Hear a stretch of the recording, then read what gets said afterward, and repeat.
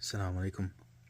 شما خبر دارین که یگان فرشته ساخته شده تنها که خداوند پرستش کنه؟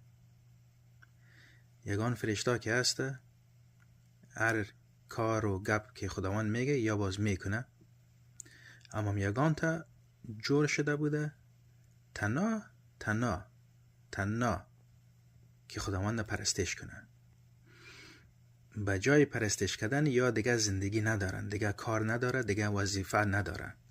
24 ساعت از این وقت که یا ساخته شدن یا پرستش میکنه خداوند. تا از این وقتی که ساخته شدن تا روز قیامت یا در سجده هستن یا پرستش میکنه یک رقم. شما خبر دارین وقتی که روز قیامت که میایه خداوند که روح هر کس را و فرشته کل چیز را که ساخته رویش میگیره، باز از فرشته را آخر میگیره. از این فرشته را که میگیره که 24 ساعت یاد پرستش بودن، وقتی که رویشان میگیره یا باز بر خداوند میگه ای خداوند، اون مطور که شما پرستش ما باید شما را میکدیم هنوز نکدیم، امو قدرتان امو درجه تان نمی پرستش ما پورا نشده.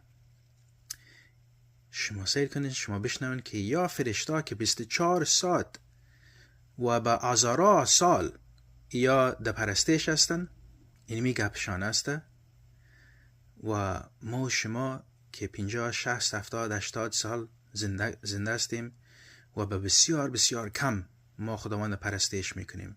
ما چی باید بگیم؟ یا رب. Do you know that there are angels created just to worship Allah? Many angels are created to carry out orders for Allah. But there are angels created just to worship Him. From the beginning of their creation till the day of judgment, when all souls are taken, these angels are in constant worship of Allah.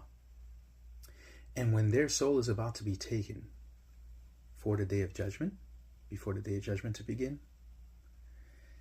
they cry out to Allah, "Oh Allah, we haven't worshipped you the way you should be worshipped." Subhanallah.